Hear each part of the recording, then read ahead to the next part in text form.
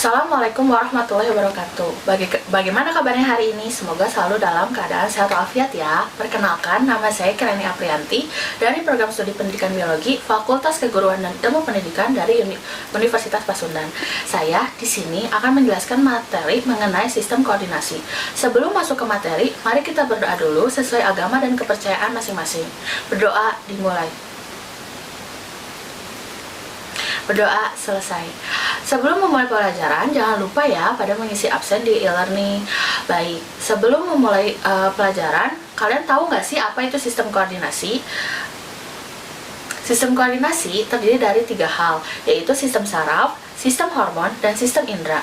Di sini kita akan membahas mengenai strukturnya, jenis, dan juga gangguan dari sistem-sistem tersebut.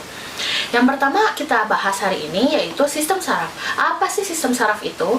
Sistem saraf merupakan satuan kerja utama atau bagian dari sistem koordinasi yang berfungsi untuk mengatur aktivitas tubuh melalui rangsangan listrik secara cepat. Secara mudah atau secara singkatnya itu, kita tuh nggak sadar pakai sistem saraf pada saat berkedip dan banyak hal lainnya. Di sistem saraf itu ada 3 komponen yang tubuh perlukan, yaitu pertama reseptor, yang kedua sistem saraf, yang ketiga efektor.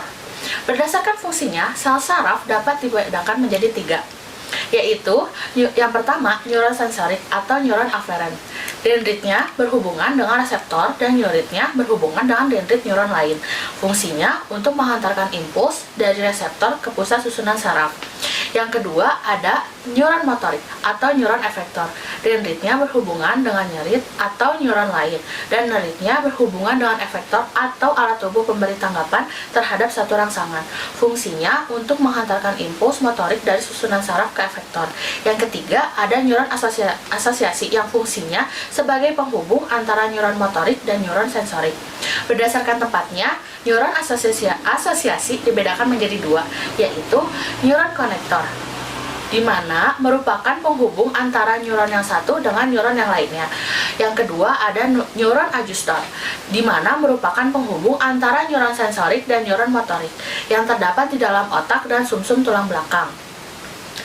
Impuls saraf adalah rangsangan atau pesan yang diterima oleh reseptor dari lingkungan luar yang kemudian dibawa oleh neuron atau serangkaian impuls elektrik yang menjalar serabut saraf. Impuls ini akan menyebabkan terjadinya gerakan. Gerakan itu dibedakan menjadi 2, yaitu gerak sadar dan gerak refleks. Ada yang tahu nggak sih gerak sadar itu apa? Gerak sadar ialah gerakan yang terjadi karena disengaja atau disadari. Sedangkan gerak refleks adalah gerakan yang tidak disengaja atau tidak disadari. Beberapa impuls menyebabkan terjadinya gerakan, yaitu pertama gerak sadar atau gerak yang disengaja atau disadari. Yang kedua ada gerak refleks yang tidak disengaja atau yang tidak disadari. Neuron dalam keadaan istirahat memiliki energi potensial membran untuk bekerja mengirim impuls dalam keadaan istirahat atau disebut polarisasi membran.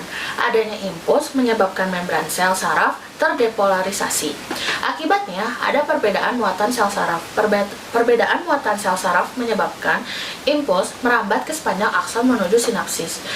Selain itu juga berfungsi sebagai pusat komunikasi umum, pusat pemetaan strategi, dan sebagai pembuat keputusan dalam segala sesuatu yang dilakukan oleh tubuh.